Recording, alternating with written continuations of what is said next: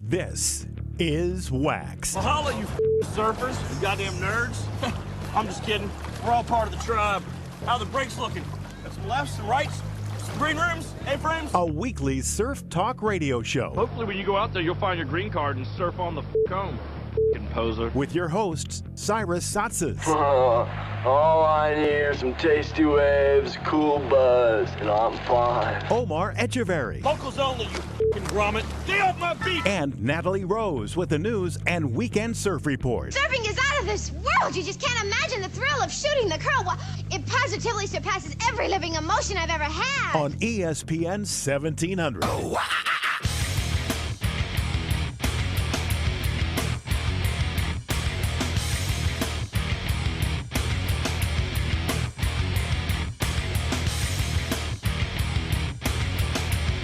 Good morning, San Diego. Welcome to another edition of WaXed Surf Talk Radio. On behalf of Omar, Etcheverry, Natalie Rose, I'm Cyrus Saatsaz. Welcome to another edition of Southern California's newest Surf Talk Radio program. This is our 9th edition, and we've been beyond fortunate to seriously have some incredible guests to start this program. We've been on the air for just over 2 months now, and the tradition continues with this week's show in terms of having just incredible guests. This man is badass. He's on the ASP World Tour for, I believe, 20 years. He just retired this past season. This is actually the first year in over 2 decades where you will not be seeing Taylor Knox on the ASP World Tour. Carlsbad native. He's going to join the program in about 10 minutes, maybe a little less than that. Really excited to have him on. And when you listen to the interview, you'll hear a cool story about the last time we interviewed him. Must have been like 8 years ago. Long time back. It should be a good time. We're going to have a great news segment. A lot going on in surfing. Natalie Rose will have a surf forecast for you in about 2, maybe 3 minutes. Is Omar Etcheverry ready to go? I think he's still sleeping. I called him like 3 times and he's not picking up. That's funny. He will. Well, the story with O-Dog is Omar is usually in Santa Cruz when he's on the show with us. That's his home base. And he's actually in Southern California right now. He's either in El Segundo or Manhattan Beach on vacation. But he's got the family. His kid's still really young, so he couldn't make it in the studio, so he's going to be on the phone again. But yeah, Natalie Rose is trying to get a hold of him right now. So he'll join us in just a moment. My partner in crime. Doing radio with him for over 10 years. Damn, more like maybe even 12 years. I don't know. But yeah, Taylor Knox in just a few moments. And when we come back from this commercial break, Natalie Rose will have a weekend surf report. Oh, and one final thing I want to mention as well. At the end of the show, we're going to be giving away a pair of Spy sunglasses. It's like their eco-friendly edition. I'm trying to bring up the copy points right now. We're going to mention that at the end of the program. But, yeah, it's a sick prize that we're going to be giving away this week. Spy has collaborated with the Surfrider Foundation to create like this eco-friendly line of sunglasses. And they're slick, really good-looking shades. And we're going to be giving away a pair later on in the program towards the end. And we're going to be testing your knowledge of the program itself. So you have to actually listen to know what the answer to the question is. You can't just go on Google real quick. But yeah, keep listening for your chance to win a pair of Spy sunglasses. Should be exciting. But let's take a quick break. When we come back, Natalie Rose will have the weekend surf report. We'll find out if there's any waves out there, and if there are, where you should go to catch them. And then in about 5 minutes or so, Taylor Knox, Carlsbad native, was on the ASP World Tour for 20 years. Just an incredibly badass surfer. He's going to join the program soon. But coming next, our weekend surf report on WaXed here on ESPN 1700.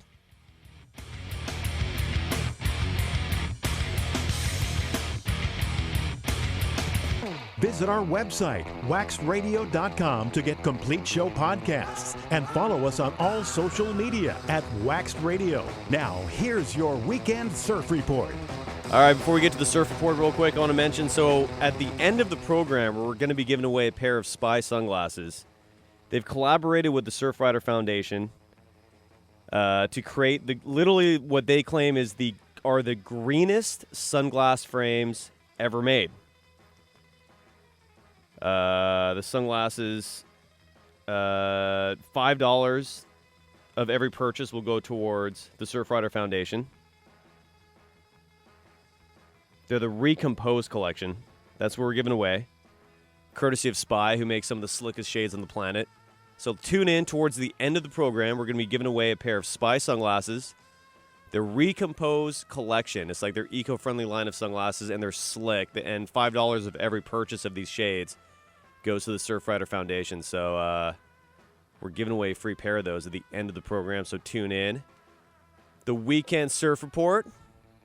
Natalie put on a pair herself. Dude, you're looking good. Yeah, they're pretty sweet. I like them. Yeah, they are. But I've always been a fan of Spy sunglasses. So. Dude, how can you not? They literally make some of the best shades in the world. And they're cute. Totally. Totally. Exactly. It's all about style and quality. Mm-hmm. Well, the weekend's here. It's Saturday morning. It's overcast, but beautiful as always here in Southern California. In San Diego, we're located. What's going on with the surf report? Well, in San Diego, the waves are going to be anywhere from 1 to 2 feet. We have a combo of a northwest and a southwest swell in right now that's going to be easing off as the weekend progresses. But come Sunday night, we are supposed to get a new southwest swell that's going to be hitting our beaches. The sun is going to be out all weekend. It's supposed to be 70 to 80 degrees by the beaches. Super nice. The wind is going to be picking up in the afternoon, but dying off for that glass-off sesh.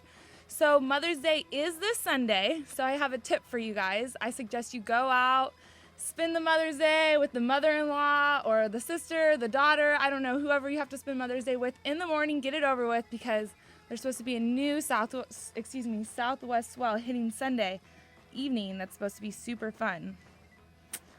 And if you are going surfing, I suggest you hit Oceanside, Newport, somewhere that's going to hit that southwest swell. Even though that northwest swell is in right now, it's not strong enough to produce waves. It's not. I was surfing yesterday, and most of the waves were from the northwest that I was catching. But it's not. There's not much out there. Definitely longboarding conditions for sure. But the weather is super nice. Yeah. And the water isn't too bad, which is always a plus. Oh, the water's getting warmer by the day. The countdown's totally begun to ditch the wetsuit. I say it's like 2 weeks. And on top of that, glass-off sessions are in season now because the sun doesn't set until 7:40. Yeah, it was crazy. Like, I had to go to bed super early, like 2 nights ago, because I had to get up. I have millions of jobs, you know? Anyways, I had to get up early, and it was like 7:30, and I was like, oh my gosh, the sun is still out. Like, I could be easily surfing right now. It's crazy. It absolutely. And dude, it gets bright so early. I think like 5:30 in the morning, the sun's out. Yeah, when I was driving here, I was like, what the hell? The sun is out? It's bright. It is bright really early. Like, did I miss the show? The Dawn Patrol is in full effect right now. And yeah, so the weather is getting primed by the day. Our buddy Mike with PacificWaveWriter.com, a terrific surf forecast site. He's up in Ventura. He's saying he tweeted at us at our Twitter handle at WaXed Radio. He said, pitiful surf around Ventura this morning, knee-high during the early tidal push. There's no wind, a light marine layer that should burn off by 10. And continued corporate games finished today with a tug-of-war at Mom's Beach at Ventura Harbor. That's courtesy of Mike with PacificWaveWriter.com. He tweeted us that. Our Twitter handle is WaXed Radio. Definitely follow us there. Our website is WaXedRadio.com. We podcast all of our shows on the website. Plus, I have a terrific woman surfer gallery for the pervs. Gotta love it. And let's do it. Thank you for the weekend surf forecast. Coming up next, yeah. Taylor Knox. And if Omar's out there, please wake up. Not to interrupt you. Sorry, Cyrus. No, that's all right. I'm on the phone. Omar, if you are out there, SOS, please wake up. He's on vacation. He's sleeping in. We'll try to wake him up. But Taylor Knox is going to join the program next. We're beyond excited. This is WaXed on ESPN 1700.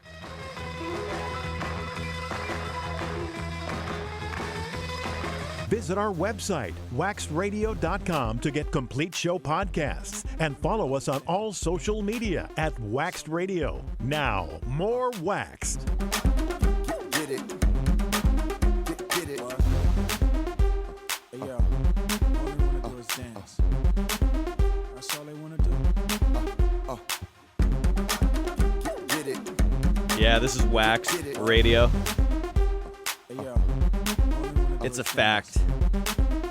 We're the #1 radio show in Southern California. It's science. I think Natalie Rose is trying to get Taylor Knox on the phone. If I had to guess what was going on the other side of the glass. Hello? Yeah. Okay, sorry. We had a little bit of problems going on there, but we're all set. We're ready to go. Thank you, Natalie. Our next guest was on the ASP World Tour for an incredibly long time. Ripping, charging. I thought he'd be on there for at least 10 more years, but he retired this past season. It's an absolute pleasure to have him on the program. Carlsbad native Taylor Knox. Taylor, welcome to the program. How you doing? I'm good, Cyrus. How are you? Good, thank you. It's early, but it's good. Is this early for you? I guess that's my first question. Not really. I get up probably 6 every morning. Just, Okay. On average. And that's not bad. And it's getting super bright very early. Now, you're a Carlsbad native, but I think you're actually from Oxnard. Is that where you're actually from? What's your story? I know you moved to Carlsbad in your teenage years, but where are you originally from, and when did you move to Carlsbad?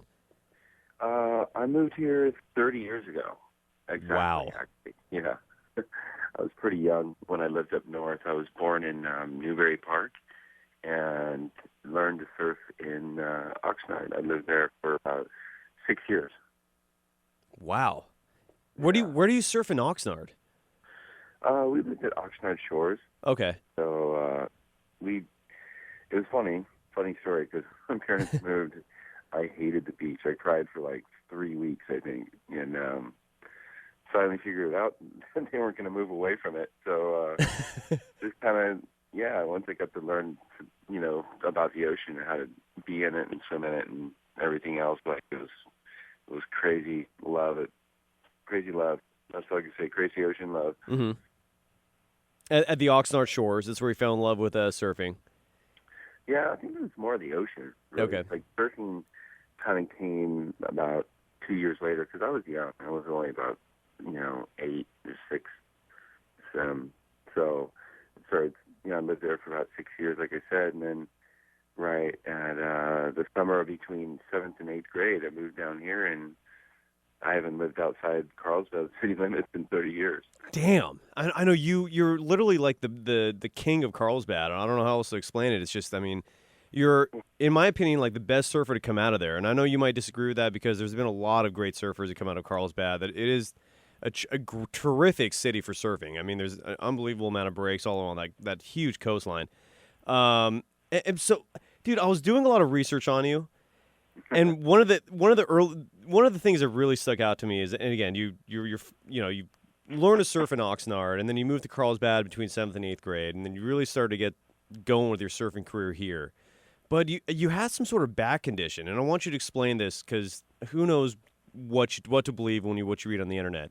But is it true you had a back condition and you were actually like in a full body cast for 6 months? Is that true? Yeah. No, I had a condition called spondylolisthesis, which is basically my last vertebrae slipped all the way out to where it wasn't even in line with the other ones. It was like a grade 4. Wow. So, 15, it was like cutting my sciatic nerve in half. I was having a lot of pain, and I kind of thought the chiropractor could just pop it back into place. And, once we got a couple x-rays, it was like emergency surgery. The doctor was like kind of freaking out that I was even still up and walking or, surfing or anything. So, yeah, that all happened. It was pretty scary and, a little depressing for me as a kid. Right. And, I was only 15, and he said I'd never surf again. And but, yeah, they put me in this plastic turtle shell that went from my knees to my chest. And so now, was this something that was like kind of something you were born with? Did you get in an accident to cause this? Like, is this, and this is the vertebrae that's right in your tailbone? Is that correct? Yeah, it's the last one. It's lumbar 5. Wow. Yeah, so it was a real serious, situation. He thought, at any moment I could just paralyze myself from the waist down. Wow. Yeah, you're just a walking accident. I was born lucky. I asked one of the orthopedics down at Scripps several years ago. I went for a checkup, and I said, could this be caused from a bad skateboard accident or, a car accident? I got in a bad car accident when I was 6. Mm-hmm. And he was like, no, I've never seen one this bad. It'd have to be basically a plane crash. Oh, wow. Yeah. So it's just a freak thing. And anytime the doctor starts when you see the doctor getting concerned, and I've been in that situation where, like, normally the doctor is like, the voice of reason. If he's calm, you should be calm. Just like when you're on a flight and you see the stewardess when there's turbulence. If she's calm and happy, you should be calm and happy. Now, when the doctor actually starts, getting things going, it's serious. And then so were you you were literally in like a full body cast? I mean, like how is that true? Yeah, I couldn't take it off. It was, like I had to be on or in it 24 hours a day. I couldn't take it off to sleep. It was super uncomfortable. Yeah. Like a nightmare. Just, sponge bath, like, it'd take one half of it off, and it was just, it was an absolute nightmare. So you can take half of it off for, like, going to the bathroom and stuff like that? Well, it didn't cover, like, it kind of went from, when I hit my waist, it kind of went down the side of my leg and then went around my knee. So it was weird because it would keep just one leg straight and stiff. The other leg was free to, I could kind of walk. And after a couple of months, they cut that part off. Uh-huh. And I still had to wear, like, the back, the waist to my chest part for another, 3 to 4 months. And it was like a hard plastic case that had straps on the sides. Jesus. Yeah. And who would have imagined for anything really? Gee, I know. And who would have imagined, like, seeing you at that stage in your life when you're like 15, 16 years old in a full body cast? I mean, did anybody imagine at that point that person would end up being one of the best surfers in the world? Like. Yeah, nobody did. That's crazy. I wasn't getting a lot of support with my career choice. Let's put it that way. Oh man, that is fascinating. We're joined by Taylor Knox here on WaXed, and so I'm guessing you went to Carlsbad High. Is that correct? Yep, graduated from Carlsbad High, which was it was so much fun, man. High school, I feel bad for kids that drop out of school early or go to homeschool, just because high school to me was so much fun. Mm-hmm. There's so many good experiences I remember from high school and stuff, and it was awesome. I thoroughly enjoyed it, and it's pretty special growing up in North County, Carlsbad, too. It was such a cool zone here, and I mean, I feel like my kids don't realize the little bubble they're in is pretty special around here because you don't see anything else. You kind of think that the whole world is like this, but it's not. No, it's not. And I live just south of you in Encinitas, and I'm right like near the Cardiff border, but I go up to Carlsbad a lot. But I tell people that people don't see me that often, and they're like, "Where are you?" And I'm like, "Dude, I'm in my little bubble, and I don't really have much of a reason to leave." It's just exactly. I have what I need there. It's crazy, but no, I completely understand. Do you have kids now? Yeah, I do. I've got two. I've got a daughter named Jordan, and I've got a son named Hunter. Wow. How old are they? Jordan's she's going to be 14 in about a week, or a couple weeks, and then my son Hunter is 15. Wow! Oh, so these are like they're slowly getting to adulthood. Yeah, they're getting older for sure. So how is their surfing? Are they comparable to Pop's? No, they're both really in sports, but my son plays football. I mean, he's pretty much played every sport there is to play. And okay. I think he's going to try to go out for basketball next season. But wow. They both love the water. No, nothing serious with the surfing, and they both can surf and stuff. And my daughter loves horses, so I don't know if surfing's going to win out horses or football, basketball, or baseball, but that's all right. They like the water. It's cool. Yeah, exactly. And that's amazing. That's awesome. We're joined by Taylor Knox here on WaXed. That's crazy. I didn't realize you had kids that are that old, dude. That's fascinating. So when you're on the World Tour, and you're on the ASP World Tour for, I believe, was it a 20-year run? Is that how long? Yeah, 20-year run. With like a 1-year break in the middle, right? Like you took a year off somewhere. Is that correct? I didn't take a year off. I just had to requalify 1 year. Oh. So I never stopped. I haven't stopped touring in 20 years. You decided to go on the QS for a year. Yeah, I went from after I think I fell off the tour at the end of '98. went back on the QS in '99 and reef qualified again, and didn't get off until this last year. How annoying was that to go from surfing the best waves in the world with no one else in the water except you and your competitors to having to do this QS slop? Was that frustrating for you for that 1 year? You know, I thought it would be, and it kind of gave me a minute to step back, and I didn't know if I wanted to keep going on the tour. And I got off it, took a couple months to think about it, and then it was fun being on QS, actually, because when you're doing the same thing year in and year out, you know, going to the same places, same time of year, you start to feel like it's Groundhog Day, and it was cool. It mixes it up for me. I get to surf with guys I normally wouldn't surf with, and go to places, even though the waves were bad on the QS. Mm-hmm. At least it was a different scenery. It kind of got me pumped again to get on tour. So nice. And gave me a different schedule too. Yeah. Cool, you know. I can imagine. Yeah, it was good to be. I wouldn't say it was a bad thing at all. It was just it was different. It was humbling, and you know, I got to hang out with some of the QS guys. It was cool. No, you're absolutely right. And it seems like it gave you a new sense of perspective, because I feel like a lot of people on the World Tour, and maybe not as much now as maybe it was maybe 10 years ago or something like that, but you take for granted. You know, it's like you're doing the same thing year after year after year, same places, same people. And maybe there's a certain level of things being mundane, perhaps. Is that kind of how it felt, maybe? Oh, for sure. Yeah, Nice. I mean, think about it.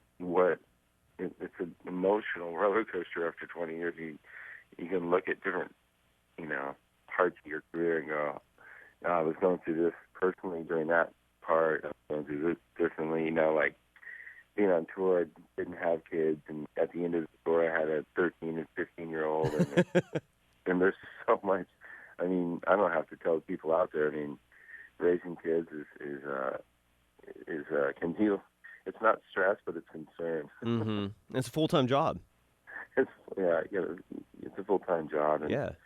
I don't know, man. It's just cool. Like I learned a lot about myself when you question yourself as a parent, and if what you're doing is right and your job and everything. So it was it's still the learning experience is not over. Yeah, it never is. That's just life in general. And we're joined by Taylor Knox here on WaXed. And so all these years you're on the ASP World Tour, and you're on it for 20 years. During your time on the tour, you have 2 kids. Were they traveling with you for a bunch? I mean, because this is a job when you're a professional surfer, especially the level you are, you're not home that often. Were they with you? Like how do you balance the whole family and World Tour lifestyle? They didn't travel a lot with me. If we traveled, we kind of went on vacation and not on tour, because it was just a contest, and it's not that. I mean, I couldn't imagine it being that much fun sometimes at a contest when, you know, we're waking up early every day, we're going to bed early, we're training, and I mean, it's not like we're, hey kids, let's go to the amusement park. It's like I gotta get up early in the morning, I got another heat, and so.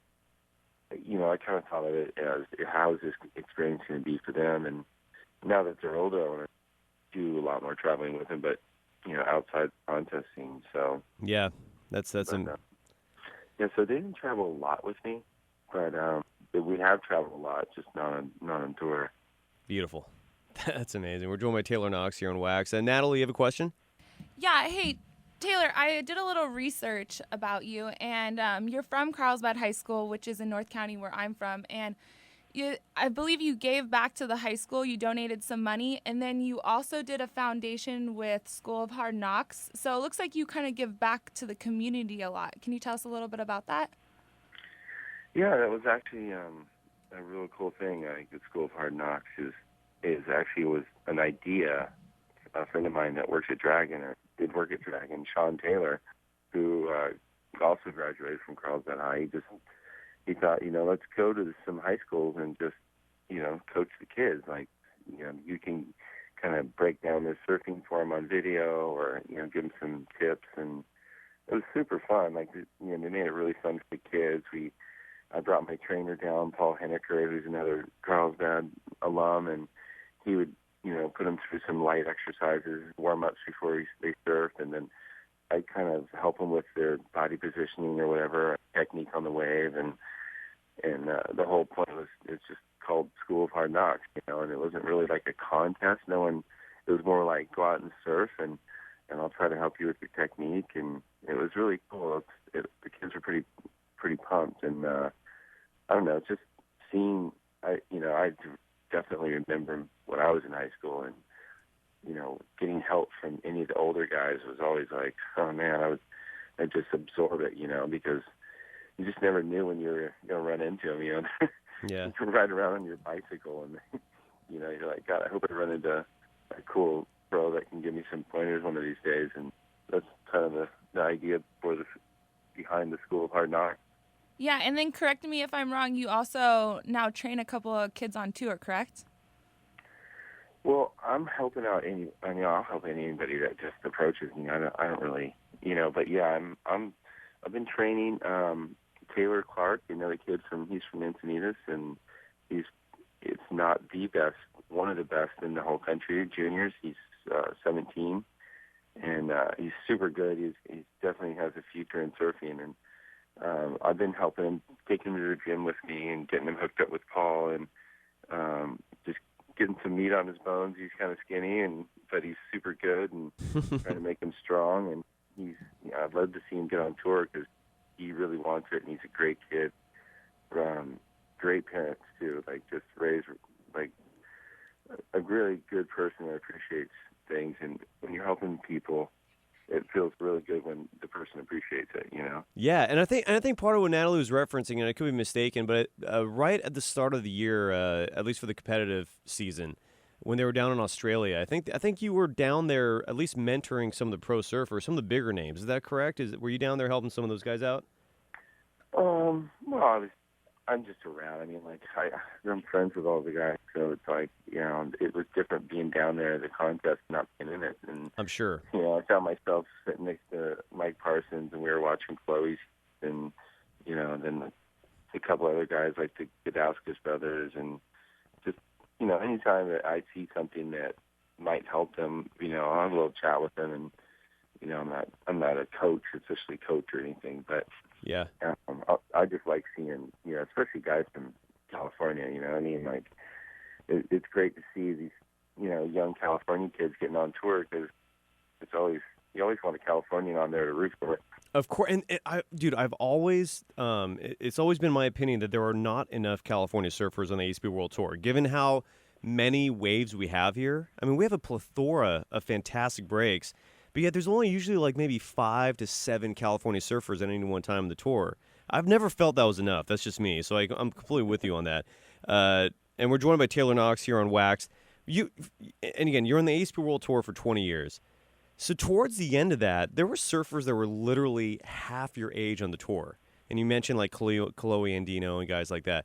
What was your relationship with kids that are that young? Is it just like a hey as you're passing by? Do you develop a relationship with these kids? Like how does that work between you guys? We developed a relationship for sure. I've known Chloe's dad for a long time, and I've watched Chloe, grow up basically. And my best friend is his coach, and I see him surf, all the time at Trestles.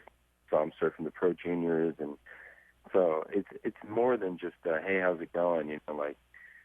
If Chloe and I talk about, I see him all the time at Trestles, and then we talk about boards, we talk about contests and waves, and what spots are like, what boards you should take, and it's pretty cool.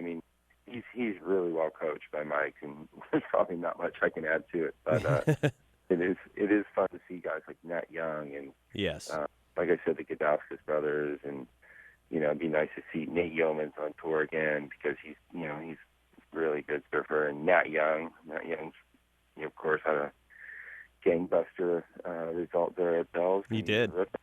Yeah. He did. We had him on the show like just over a month ago. My co-host Omar Etcheverry, I don't know if you know him or not, but he's those two guys are Santa Cruz boys, and he's not on the show today with us. But yeah, Nat is. You're right. There's a whole bunch of these young guns that are quickly approaching. John Florence, the thing is, I don't think he's even 21 yet. Correct? Yeah, he's young. I don't know if he's 21 yet or not. He's maybe not. It's crazy. He's not, but it's just cool. Like they're all good kids, Yeah.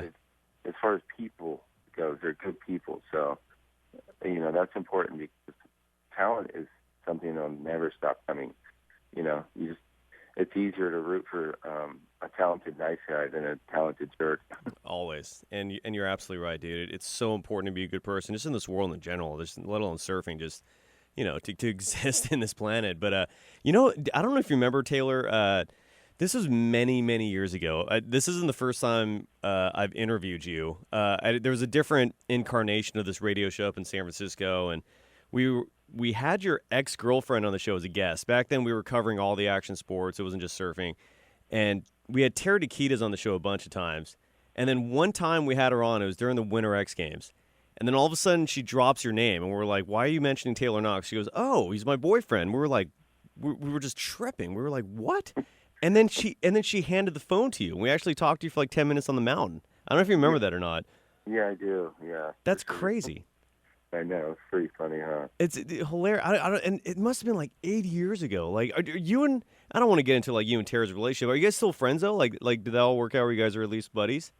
Yeah. I mean, we don't really talk too much anymore. I know that she lives with her boyfriend out in Idaho or Montana, and she just had a kid. Yeah, it's crazy. So, yeah, I mean, there's definitely no bad feelings or anything. I'm married now, so Congrats. got a beautiful wife, and I'm really happy. So excellent. I think she's doing really well. I don't talk to her that much, but I get snippets here and there, and I just know she got a daughter. So yeah. Cool. I'm happy for her. Yeah. Well, and I know I'm being jovial here, but I'm kidding around in jest, but we were giving you so much kudos for that because this was right around the time she had that FHM spread, and. Dude, we were giving you the golf clap on a regular basis. It was just bravo. We were happy for you.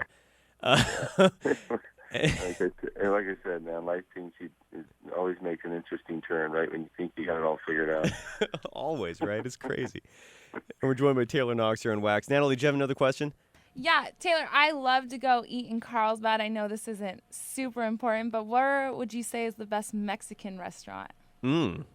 Wow, that's a good one, Mexican food. I have a place in my mind, and I want to see if we match up. Yeah, I want to hear both. Yeah, it depends. Like, I do like Pollos Marias a lot.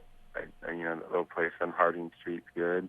Fidel's is always kind of a state, it's been there forever, and I don't know, like a landmark, really. Yeah. But and we got Los Olas now, and what's your take on Lola's? What's that? What's your take on Lola's? Los Olas? No, Lola's. Have you ever heard of Lola's in Carlsbad? Oh, you mean in the barrio? In the barrio, yeah.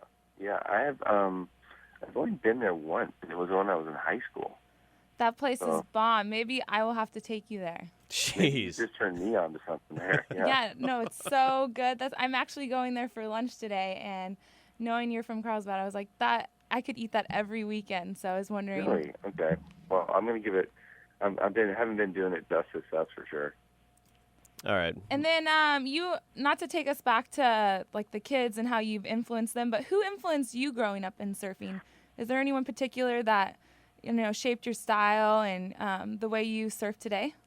Well, I think the most influential surfer on me would be Tom Kern. As far as growing up, I was looking up to Aki and Tom Kern.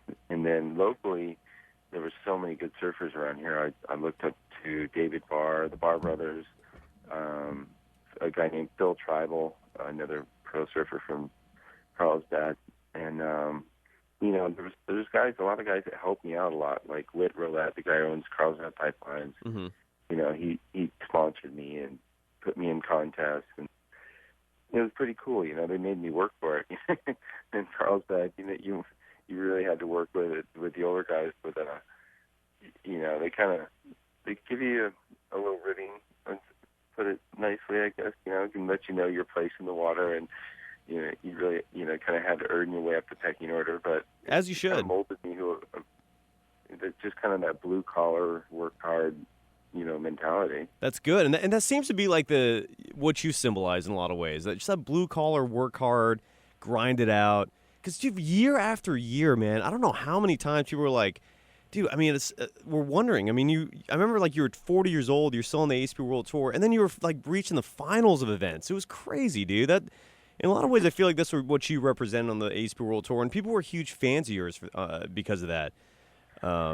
Do you agree with that? I mean, do you feel similar to what other people thought of in that regards? Yeah, it was interesting. Like when I turned 40 on tour and stuff, because it became this big topic, and I kind of thought as my career went along, especially hitting 40, that I wouldn't have less support, but I actually had more support than I ever had in my whole career. I mean, people were like coming up going, dude, don't get off tour. And I'm like, well, I can't stay on this thing forever. I guess there's going to be a point where I got to get off. And it was just super cool. People were just, it was like I got through those 30s, and then I hit 40, and I had a whole new wave of support. People, that I guess grew up watching the Momentum generation or whatever, and they were just stoked that somebody was still on tour. Yeah, that's so true. I don't know. That's awesome. And, speaking of Tom Curran, going back a second, and you're not the only surfer that considers him to be, someone who you idolize, or at least you try to emulate, and who you looked at growing up and thought, wow, that's someone I want to surf like. Another guy, and I've interviewed him 5 times now, that's Kelly Slater. And he's mentioned Tom Curran, and he doesn't mention a lot of names in terms of guys that he looked up to, and Tom Curran was that name. But besides that, Slater, almost every time I've interviewed him, when it came time to like who he was friends with on the tour, like who he was close with, your name came up time and time and time and again. He seems to have a tremendous amount of trust in you. He considers you a very close friend. What is a relationship with you and Kelly Slater? It just goes way back. I mean, I think our first surf trip was when we were 15. Wow. And I mean, it's pretty simple math, right? We're both 40, 41, and we met in 15, and we just became really close. We were always filming together with Taylor Steele, and we, our group, we were a pretty tight-knit group, and we traveled pretty much around the tour, surf trips, everything together with, Shane Dorian, Ross Williams, Pat O'Connell, Rob Machado. Like, we were all a tight little bunch, so there'd be 2 of us together at some point everywhere. Kalani Rob and then Benji, those guys were younger, but they were part of that too. So, the trust, I think, just comes from going through, like I said, those personal things that you go through, and like some really hard stuff that you need a friend there, and he's been there for me, and I think I've been there for him. So it's and then you add the stresses of being on tour, performing, and being away from your family. That's just a weird dynamic of it's a weird stress dynamic. Yeah, because I think his daughter is similar in age to your kids too, correct? Yeah, he's got a 16-year-old daughter named Taylor. That's crazy. Yeah. So it's and again, like 5 times I've sat down with this guy. Most of our interviews were person to person, like we're in the same room or whatever. But he always had nothing but the nicest, most amazing things to say about you, and that just validates it right there. And speaking of Kalani Robb and Pat O'Connell, we had him on the show about a month ago, and if you go to our website, waxedradio.com, you can listen to those interviews. And I just love, I'm 35 years old now, and I mean, your generation is who I relate to probably the most, or at least you were like the one directly above me that I always looked up to, and it's always a pleasure to have you guys on the program. I mean, I've had you for almost like half an hour on the show now, so I'm gonna let you go. But dude, thank you so much. It was a pleasure talking to you, Taylor. And Natalie. Yeah, Natalie. Natalie loves you. Yeah, thank you so much for coming on. Well, you're a North County hero, so I appreciate. Thank you so much for representing North County and everything you do for us. Yeah, for sure. I definitely waved San Diego flag hard when I'm out there. I love it. Before we let you go, I mean, name your sponsors. Who's paying all your bills? Well, my main sponsor is Rip Curl. They've been really, great. Been with Chilean Surfboards for, 17, 18 years. I've been signed with Reef a few years ago. Reef and Dragons, super supportive. On a Mission, Bertra, and Fish 101, the restaurant, which is awesome. Nice. Yeah, and Mizu water bottles, the stainless steel water bottles. And, yeah, we're doing a part owner of an investor in St. Archer Craft Beer, so it's been an amazing journey for sure. Nice. What was the last one? I'm sorry. Oh, it's St. Archer Craft Beer. Oh, beautiful. Yeah. Look at you. I respect Yeah. that. Well, Taylor, thank you so much, man. And yeah, thank you. Yeah, of course, brother. And we hope we get you on the show again sometime. You know, we're the ESPN 1700 studios are based in Mira Mesa. The doors are always open for you if you ever want to just come in and co-host with us, Yeah, or just you take should over. come down. Yeah, maybe that sounds fun. I wouldn't mind co-hosting. I love it, dude. Anytime, man. I'll find your email and we'll set it up. And literally, dude, the door is always open. If you just wake up one morning and just think, hey, I want to host the show today, just come on down. Cool. I'll do it. All right, You can brother. come up and mix it up a little bit. Thank you so much. Yeah, thank you, brother. And we'll talk soon, Taylor. Thank you again. All right, thanks, Cyrus. Beautiful. That was Taylor Knox here on WaXed on ESPN 1700.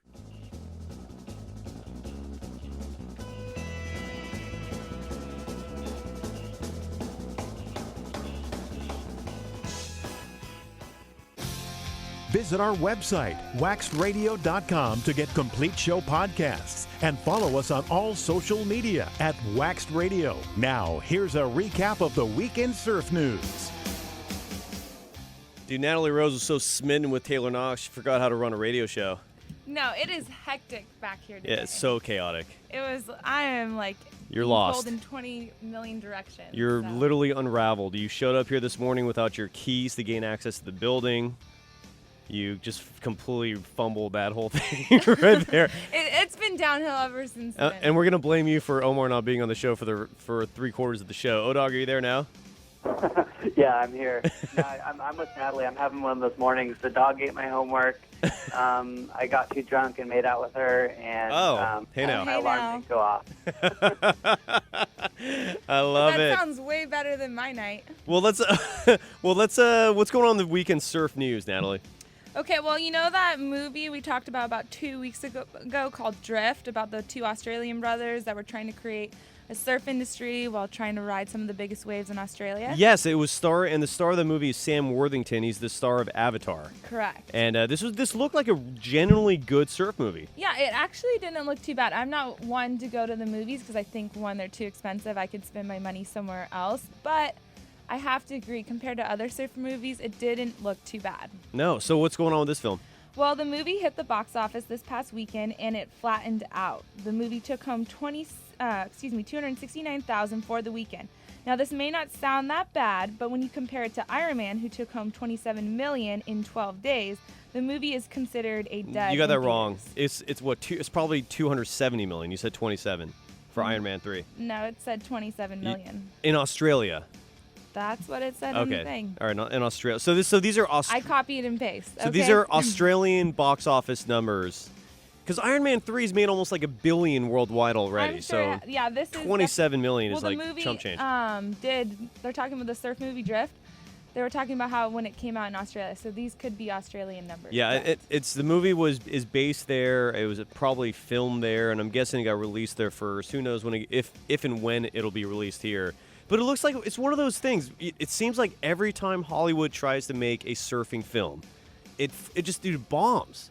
It doesn't make money. I don't know, man. It seems like there's a never-ending pursuit of the mainstream anything trying to capitalize on surfing, and it never works. Dude, move on. You know? Yeah. I don't know, dog. Oh, Doug, what are you doing this morning, man? You're in Manhattan Beach? Yeah, I'm up in Manhattan Beach visiting friends. Beautiful. I'm going to see you a little later this afternoon. I know. Sorry, but I'm staying at the hotel, and yep, the alarm did not go off. That's all right. It's all right. All right, so this. But hey, you know, my take is great. I mean, that's basically the actors' families that went and saw it. I mean, that's terrible. 27,000. That's brutal. Or 27. For this film. Yeah, it's nothing. No, that's nothing. The movie in Australia took home $269,000. That's nothing. That's still nothing. That's nothing for a full-on film that's being released in theaters. So the movie's called Drift, and it's going to be in U.S. soil maybe at some point. Who knows? But in Australia so far, what else in the news? Okay, well, if you're into TV, there's a new show out called Out in the Lineup. The show is set to take on a global journey to meet gay surfers. The show is to show their struggle to be accepted, in the surf world, and their opportunity to show that not every surfer acts and looks like a typical surf industry stereotype, which is, they say, blue eyes, blonde hair, white male, or if you're a girl in a bikini and looking beautiful. So this is a reality TV show about gay surfers? Correct. When is it going to air? Like how do you watch it? It's supposed to air, I believe, at sometime end of this year, 2013. That's interesting. In October, November. So. Interesting. Wow, what network? It didn't say what network on the article I caught it on. And I don't, sometimes they talk about things airing and then they fall through. We used to do. That's a good question. That is something to look into. But I wasn't too surprised when I heard this. I mean, there's so many shows out now, and I feel like people take shows in so many different directions that it's really not. I don't know. I don't watch too much TV, but you always hear Queer Eye for the Straight Guy. There's so many directions that shows are going in now. Well, with the old radio show Omar and I used to do, we did a segment with a good friend of ours, Ken Liu. It was called Queer Eye for the Extreme Guy. And this was years ago. And Ken was an action sports enthusiast. He was in the industry, and he was, gay. And he was flamboyant. It was a terrific segment. Maybe we should get him on the show to talk about that again. It's been a long time. That would be great. But yeah, I mean, it's just another twist. I mean, all these TV shows, whatever they can imagine, they do it. So it doesn't surprise me. What else going on in the news? Okay. Well, I'm going to pronounce his name wrong. Sorry, I was trying to look up to see if there was any more new information about the show. But I'm going to pronounce his name wrong, but it's Nick Bohunies, or do you know how to pronounce that? I don't even know who that is. Okay, well, he is the director of the New Zealand-based company which helped put the only artificial reef in Europe. Nick, who oversaw all the construction of the reef, is now missing. The reef has been out of action since 2011, and the last time they saw the director, who he spoke on TV, was in 2010. Now, I looked up this guy on the internet. He kind of looks like Jeff Spicoli from Fast Times at Ridgemont High. He looks a little, there's some clean pictures, but he does have a couple of rough pictures, so. So the story behind this real quick, and I don't even know how to pronounce his last name, is Nick something, whatever. So for years, and we're talking decades, companies have tried to create artificial reefs in the ocean, with the idea being creating new surf spots, whereas if the idea works, you can just create them everywhere, right?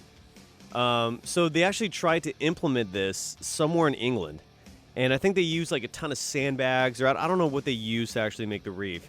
It didn't say in the article, but I saw the pictures, and it looks kind of like cement. Oh, it's stuff. You can see pictures online. It's not cement. I can't remember what because I did a story about this years ago when they first came out with this, and journalists actually went out there and tried to surf the wave, dude, and the wave was terrible. It was just closing out. There was no form to it. It was an awful wave. The whole project. It looks pretty crumbly. The whole project, yeah. The entire project was a huge disaster. And then on top of that, I think a boat hit the artificial reef, and it caused it to start spilling something into the water. And they shut the whole thing down. And that's when this guy vanished. The guy who started this company. I don't know. Doug, have you heard about this, or what's your take on just artificial reefs in general? You know what? I heard about that. The guy disappearing, that sounds extremely weird. Well, he's running away from creditors. I'm positive that's what he's doing. It sounds like it. Yeah. But, yeah, they've done artificial reefs all over the world. I mean, there's just one here in Manhattan Beach that they put in and removed just below the Los Angeles airport. So that's right. They've had them all over the world. They generally fail. It's kind of interesting that you'd think they could do it right, but they haven't done it yet. So no, you raise a good point. You think they'd be able to figure it out, but they haven't. No, they always fail. It's so That's weird. because you're not supposed to put anything fake in the ocean. Yeah, I don't get it. That include boats? Well, that's on top of the ocean. Fair enough. Maybe submarines. Let's think twice about that. All right, what else going on? Okay, well, let's go back to Australia. A monthly magazine that promotes itself as a surfer's Bible of Australia has come under fire for posting a photo of a suspicious substance with the captions, "Some things never change." This was posted on the magazine's Instagram account. The picture featured a bag of substance on top of the magazine with a packet of rollies next to it. The picture has been deleted from the account. The editor of Tracks, which is the magazine, Luke Kennedy, told news.com.au earlier this week that the picture was posted by a third party, and although it was unaware who posted the picture, he believed it was not a member of the Tracks team. He then went on later to say how the magazine promotes surfing, not recreational drugs. Tracks magazine in Australia. I've never heard of it. Have you, Omar? Yeah, they're awesome. Are they? Yeah, great magazine, but they're usually extremely controversial. So you're this getting is some pretty good controversial. news, Nat Rose. Yeah, no surprise here. I guess. So the whole issue. So I guess here's my question: who gives a crap? Like, who's raising this as an issue? It's weed. So what? Who cares? Who is upset about this? Like, so the story here is that Tracks magazine put a picture on their Instagram account of the magazine with some rolling papers and weed on top of the mag. And there's a picture of that on their Instagram account that they deleted. Who actually raised a hissy fit about this?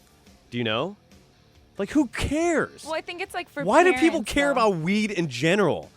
I don't get it. San Diego County, where this radio studio is located, I don't know if it's the Attorney General or whoever it is. It's a Nazi regime, borderline. Just fascist rules when it comes to medical marijuana dispensaries and the rules on marijuana in general. They act like it's the devil weed. They act like it's going to ruin society. Newsflash, alcohol, which is legal, does much more harm to you than weed ever will. And newsflash, if somebody wants to get weed, they're going to get it in 2 seconds, whether or not there are medical marijuana dispensaries. It is incredibly readily available. It does much less harm for you than alcohol or tobacco ever will. And you have these prude idiots who just have this war against it. I don't understand it.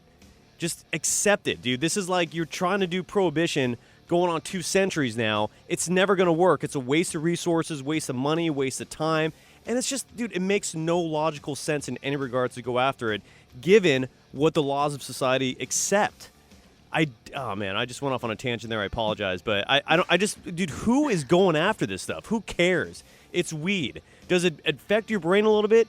Yes. Does it affect it as much as alcohol does? Heck no. Does it harm your body as much as tobacco does? Heck no. Let adults do what they want to do. Move on. And if you want to talk about positive messages for kids, let's get into that. That's fine. But then take all these tobacco and alcohol advertisements away. Because if you're going to go down that road, go after the stuff that does real harm to you or much more harm to you than weed ever will. Whatever. I'm done with that rant. I apologize. Dude, I took up a lot of your time saying that too. And if you guys have thoughts or comments, I'm sorry. I didn't mean to take control of the mic there. Hey, Natalie, is Cyrus standing on a soapbox or what? No. Oh my gosh, he's red in here. He's pulling his hair out. He's going crazy. I keep pushing the on and off mic because he keeps banging the table. He's just like, I'm like, oh man, get that guy a chill pill in there. I am seated. No, you know what though, Cyrus? I'm totally with you. And I think the irony of it all is San Diego. I mean, a majority of the United States weed is grown right over the border, and a lot of it in San Diego. And you'd the irony is pretty good. And you'd get rid of the stupid drug war that's been going on. I mean, think of all that across the border stuff would be over with. We wouldn't need their crap weed over there. We have the best stuff in the world grown in Humboldt County.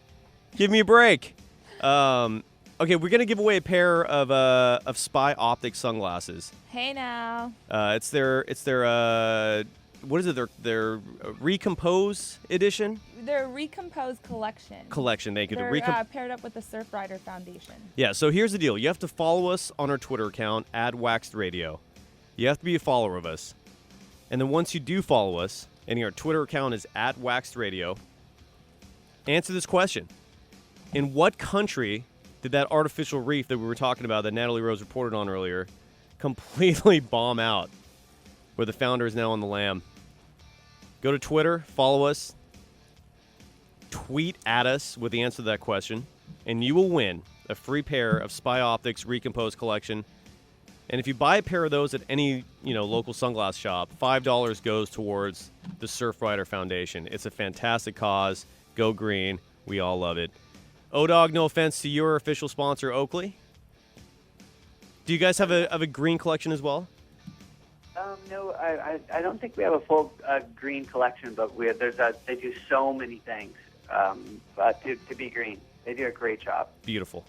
And we'll talk about this some more. But yeah, go ahead, follow us on Twitter @WaXed Radio, and answer that question for us, and you will win a free pair of Spy Optics, their Recompose collection, where if you actually buy a pair of it at a store, $5 goes towards the Surfrider Foundation. It's a great cause. O-Dog, it was brief but sweet, and I'll see you in a couple hours, man.